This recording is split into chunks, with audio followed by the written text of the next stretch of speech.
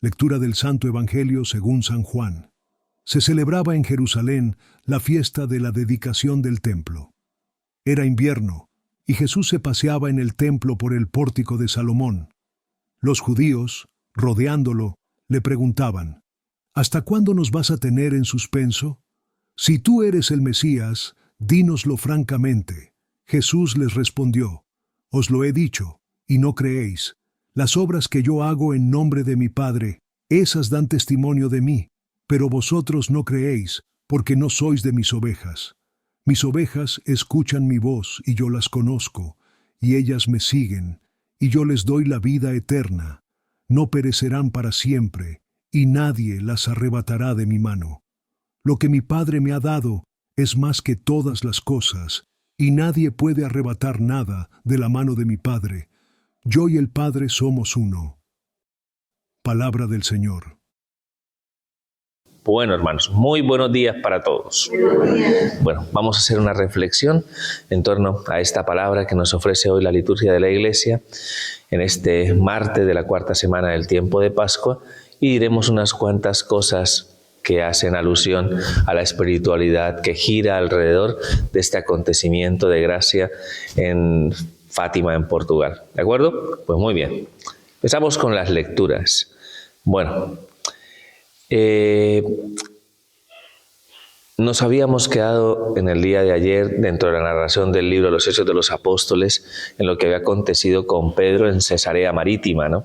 Y cómo a través, ¿no?, de la acción del Espíritu Santo, pues un pagano extranjero, el centurión Cornelio, y su familia y sus allegados, pues al recibir la buena noticia de la salvación, al anunciarles a Cristo, pues se adhirieron de corazón y se repitió en ellos, siendo extranjeros, la gracia que el Señor había realizado en Pentecostés con los apóstoles, ¿no? Lo cual deja ya la semblanza, decíamos en el día de ayer, que esa salvación no era privilegio del pueblo judío, de los circuncisos, sino que de alguna manera la gracia iba obrando también en el corazón del pueblo gentil, o sea, los no judíos, ¿de acuerdo? Ese va a ser uno de los grandes misterios que nos va a revelar la acción del Espíritu Santo en el desarrollo de la iglesia primitiva, la iglesia de los apóstoles, porque en el fondo pues es una novedad intrínseca, ¿no?, conforme a lo que era hasta ese momento lo que entendía el pueblo judío de acerca de la salvación, ¿de acuerdo?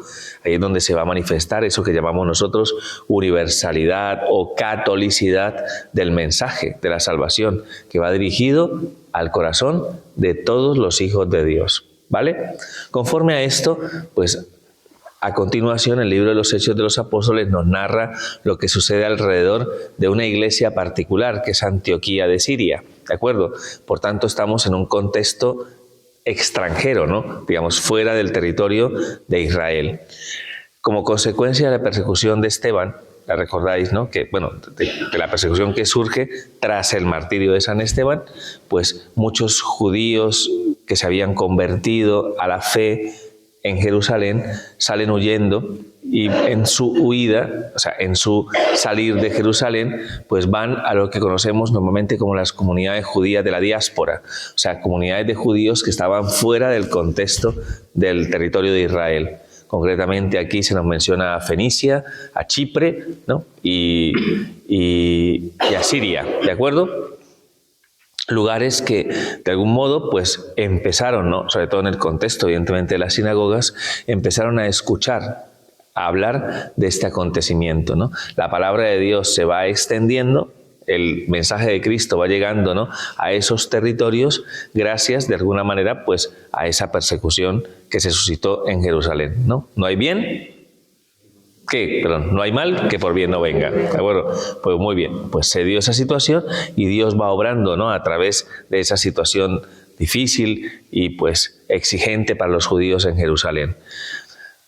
Dentro de esa predicación pues se empieza a ver extranjeros que en algún determinado momento empiezan a acoger este mensaje. Estamos en un territorio extranjero, evidentemente había muchos que muy probablemente motivados por la curiosidad, al escuchar lo que hablaban los judíos, de alguna manera abrían su corazón y al abrir su corazón recibían esa gracia. Por eso había muchos que provenientes, ¿no?, de estos lugares que luego pues anunciaban a los griegos, ¿no?, a los extranjeros acerca de Cristo, ¿no?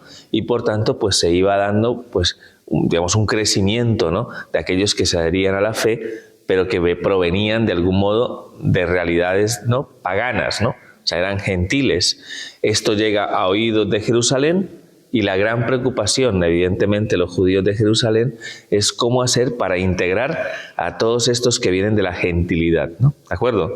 Entonces, para ello envían a un emisario que es Bernabé, que ya ha salido, ¿no?, en el libro de los Hechos de los Apóstoles, que un hombre hoy se le describe, ¿no?, como un hombre bueno, justo, lleno del Espíritu Santo, que va allí, en particular a la iglesia de Antioquía de Siria, que no hay que confundirla con Antioquía de Pisidia, que aparecerá después en los viajes apostólicos de Pablo, y pues en este lugar, pues Bernabé toma conciencia, ¿no?, de lo que está pasando, de cómo de alguna manera muchos extranjeros están adhiriéndose a la fe, les invita a perseverar y a ser constantes, pero se ve en la necesidad de ayudarles a todos estos extranjeros a que entiendan de alguna manera por qué de algún modo el acontecimiento de Cristo es de alguna manera la respuesta de Dios a la necesidad de salvación.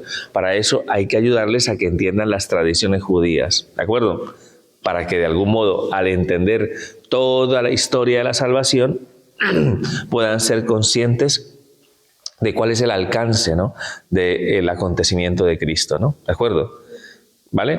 Entonces, por eso, sabiendo que hay un cristiano convertido recientemente que está en este momento en Tarso, que es Saulo, pues entonces va por Saulo y se lo trae a Antioquía, viendo que hay muchísimo trabajo y muchísima actividad para que con el conocimiento que tiene Saulo se pueda de alguna manera iluminar el camino de todos estos gentiles que están abrazando la fe. ¿Entendimos? Pues de algún modo, pues por esa razón el Señor tenía a Pablo preparado para esa misión, ¿no? El Señor de algún modo sabía que iba a ser necesario que muchos gentiles entendieran, comprendieran el alcance, ¿no?, de la historia de la salvación manifestada a través de la tradición judía. Y nadie mejor que él, porque era un judío muy bien formado. ¿Me explico? Entonces él podía en algún momento ayudarle a todos estos a poder acoger el mensaje de la salvación. Y finalmente nos dice el texto que en este lugar, por primera vez, se les llama a los seguidores de la nueva doctrina, a los que abrazaban, ¿no?, a Cristo, los que se adherían de corazón a Cristo, se les llama cristianos, que significa conformamos nuestra vida, ¿no?, respecto al modelo que se nos ofrece como camino de salvación, ¿no?, como camino, verdad y vida.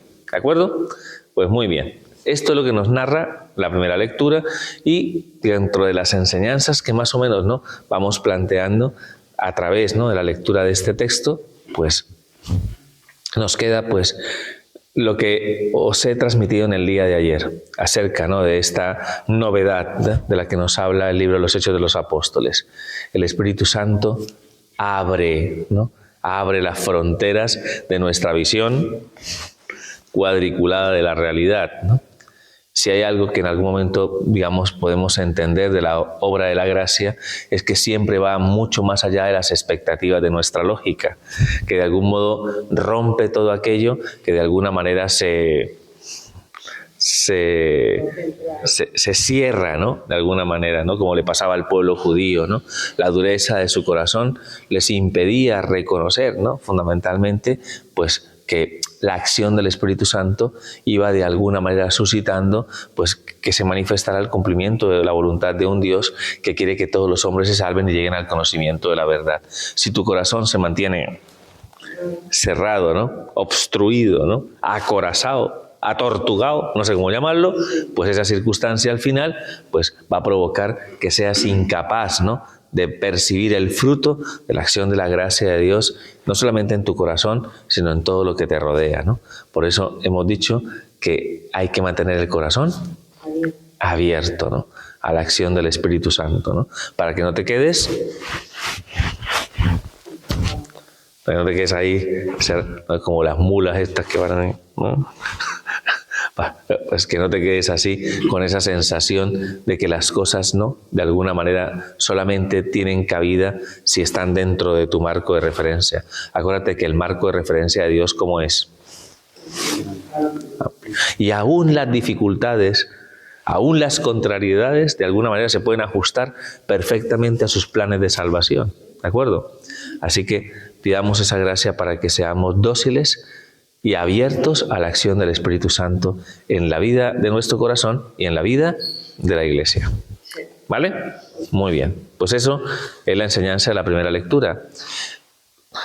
Bueno, comentar el Evangelio, pues es el Evangelio que hemos escuchado el domingo, ¿de acuerdo?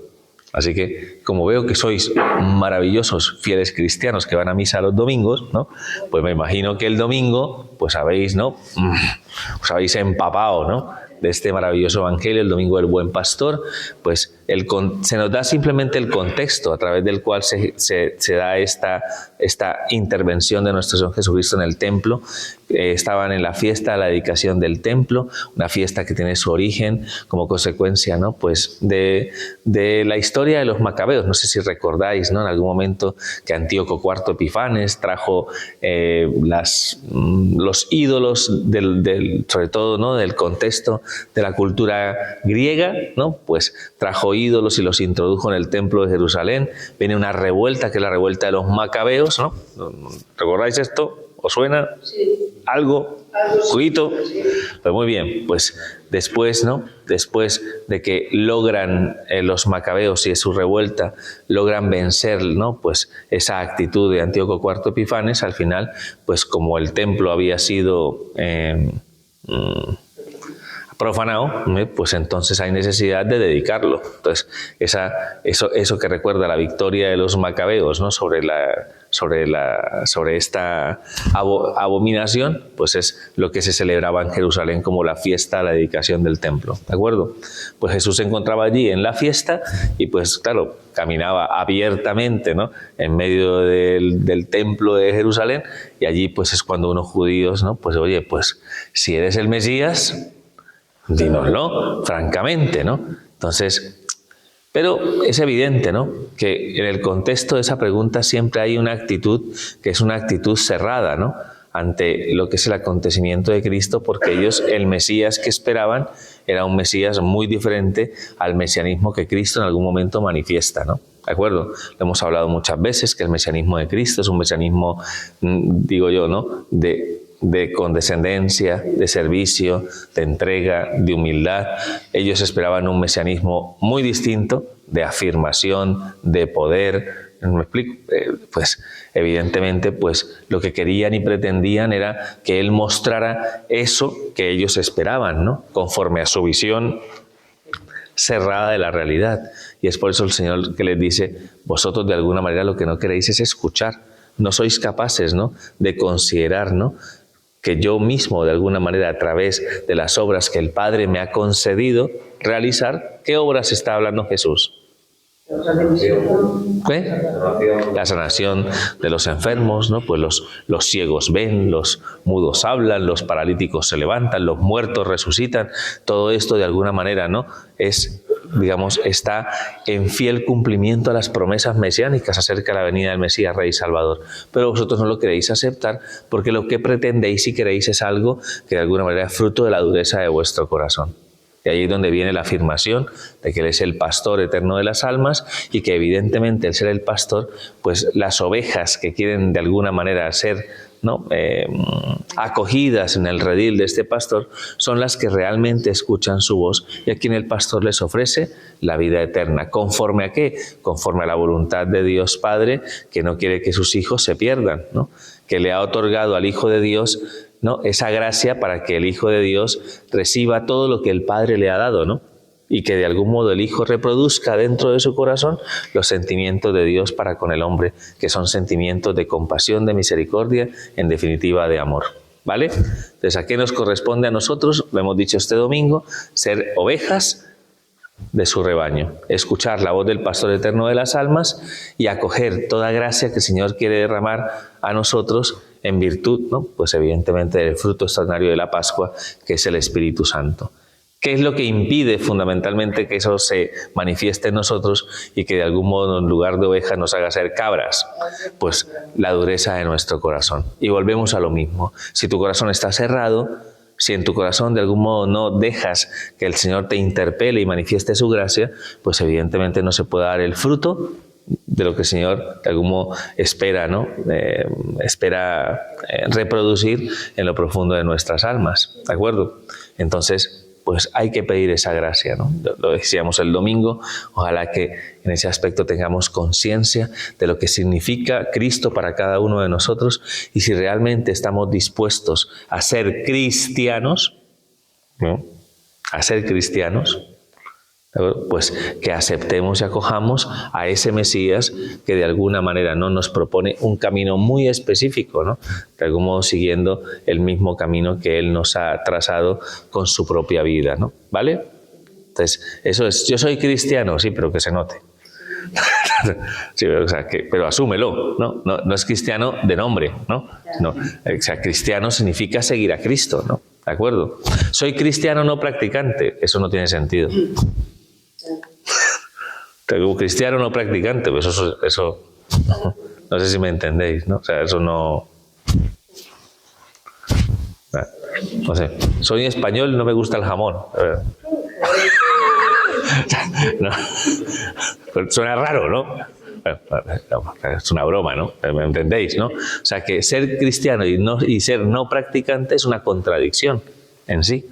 Si eres cristiano, sigues a Cristo y conformas tu vida a lo que Cristo te ha mostrado, ¿no? ¿De acuerdo? Y eso es lo que implica, por eso, esa docilidad, esa obediencia a la voz del pastor eterno de las almas, ¿de acuerdo? Así que le pidamos al Señor que trabaje en nuestro corazón, que nos ablande el corazón, que nos dilate el corazón, para que la acción de la gracia y el Espíritu Santo nos permita ser ovejas de su rebaño y que nos mantengamos unidos en el redil, que es la iglesia, donde de algún modo estamos llamados a vivir en esa estrecha comunión, ¿no? Que es lo propio del rebaño, ¿de acuerdo? Muy bien. Y, como voy, y lo que de alguna manera va ligado, ¿no?, al acontecimiento de las apariciones de la Santísima Virgen María en la cova de Iría, en Fátima, Portugal, pues tiene varias connotaciones, ¿de acuerdo? Que es las que me gustaría rescatar en el día de hoy. La primera de ellas, ¿no? Pues ya sabéis cuáles son los personajes, ¿no?, que de algún modo hacen parte, ¿no?, pues de esta historia, ¿no? Son los pastorcitos de Fátima, Lucía, Francisco y Jacinta, que tendrían, 10, 9 y 7 años respectivamente, ¿no? Pues de algún modo tuvieron, pues en primer lugar, un encuentro con el ángel de Portugal, ¿de acuerdo? Un ángel que en algún momento empezó a preparar el camino de los pastorcitos para las apariciones de la Santísima Virgen María. El ángel de Portugal les pidió a los pastorcitos, o sea, quiso que de alguna manera fueran educados en una idea muy particular, muy específica, y es el hecho de que hay que de algún modo ofrecer actos de reparación y de amor, ¿no?, por la ingratitud, ¿no?, que recibe el Señor, y especialmente en el Santísimo Sacramento, por todos los que en algún determinado momento, no reconocen a Jesús y que de alguna manera son incapaces, ¿no?, de acoger pues esa gracia de la salvación, ¿de acuerdo? Por tanto, reparamos, ¿no?, por el dolor y el sufrimiento del corazón de Jesús y al mismo tiempo el Inmaculado Corazón de la Virgen, ¿de acuerdo? Y hacemos esos ofrecimientos pidiendo al Señor que tenga misericordia y conversión de los pecadores, ¿de acuerdo? Así fueron educados. Todo, ¿no? Hay un lugar que se llama el Pozo del Arneiro, que quedaba muy cerca de la casa de Lucía, y allí el ángel les dijo eso. ¿Qué hacéis? O sea, estaban ahí todos distraídos. ¿Qué hacéis? Ofreced al Señor sacrificios. Todo lo que podáis ofrecer, ofrecérselo al Señor por la conversión de los pecadores. ¿De acuerdo?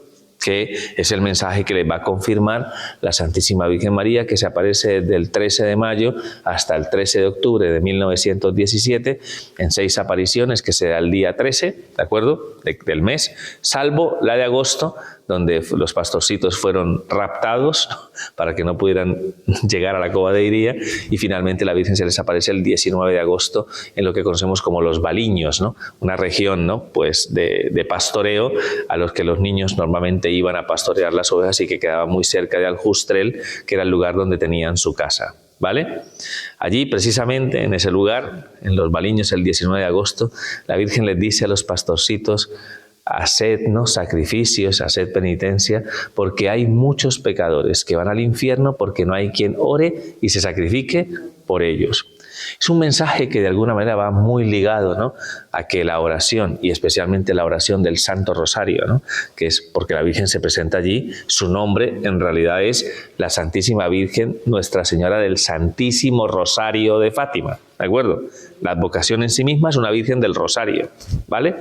Y les invita a que de algún modo, a través de esa plegaria y a través de los ofrecimientos y de los sacrificios, pues de alguna manera, ¿no?, colaboremos nosotros en la fecundidad que está inherentemente ligada a la comunión de los fieles, a la comunión de los santos en la vida de la Iglesia. Todo lo que tú oras y todo lo que tú ofreces y entregas al Señor, en virtud fundamentalmente de nuestra vocación cristiana, todo eso redunda siempre en el bien de la Iglesia, ¿no? Es como una fecundidad que está ligada, ¿no?, a ese ofrecimiento y a esa entrega de nuestra propia vida, ¿no? ¿De acuerdo? O sea que tenemos un potencial tremendo, todos, porque de algún modo a través de nuestras oraciones y nuestros sacrificios, nuestros ofrecimientos, podemos colaborar para que la vida de Dios se manifieste en el corazón de aquellos que no creen en Dios. Entonces hay una sensibilidad especial hacia los que se encuentran apartados del Señor, a los que denominaríamos los pobres pecadores, ¿no? Y no, digamos, no de manera despectiva, sino motivados por el amor que tiene Cristo por aquellos que de algún modo, digamos, podemos considerar que son las ovejas perdidas, ¿no? Los que de algún modo se han apartado del Señor, los que no reconocen y no acogen el amor que el Señor les ofrece, ¿de acuerdo? Eso está muy bien para alejarnos de la crítica, la murmuración, el señalamiento, el posicionamiento, etcétera, etcétera, etcétera, y para que de algún modo seamos conscientes de la invitación que nos hace el Señor a interceder por las necesidades de aquellos que no han conocido aún el amor de Dios. Y sobre todo, también, ¿no?, muy apremiante a la hora de entender que cada uno de nosotros se asocia a la cruz de Cristo a través de las tribulaciones, de las contrariedades, de los sufrimientos, ¿no?, que podamos experimentar, del dolor, ¿no?, de todo aquello que en algún momento, ¿no?, nos es gravoso. ¿Me explico?